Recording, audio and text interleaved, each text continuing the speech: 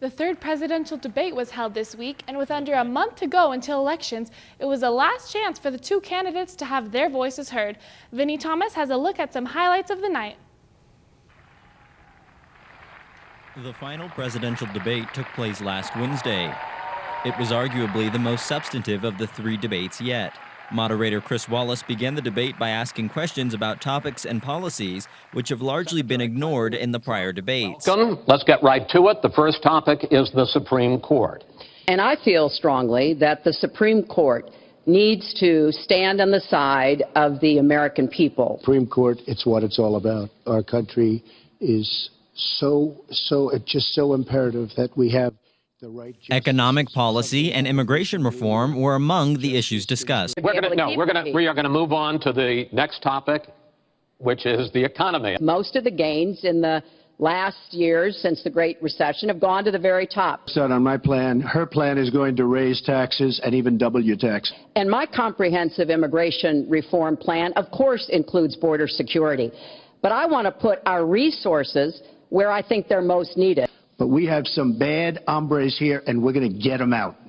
When Chris Wallace pressed the candidates about personal controversies, the tone became decidedly more aggressive, and the policy focus disappeared.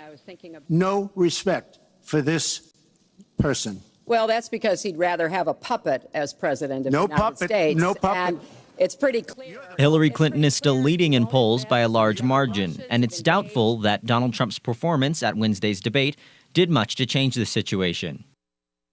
MSU Denver's Student Government Assembly hosted an event called Front Porch Politics this week.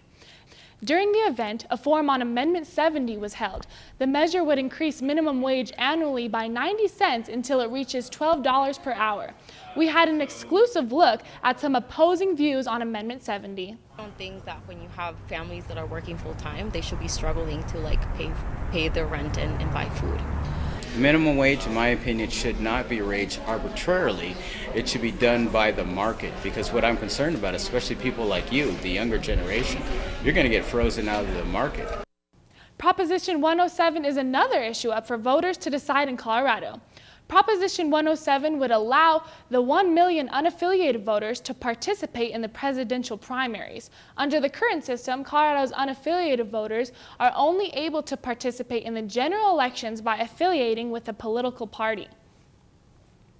As a reminder, Election Day is November 8th, so please be sure to check the mail for your ballot and check with your county's website to see your designated voting location. Remember, your vote matters, so don't go unheard this election.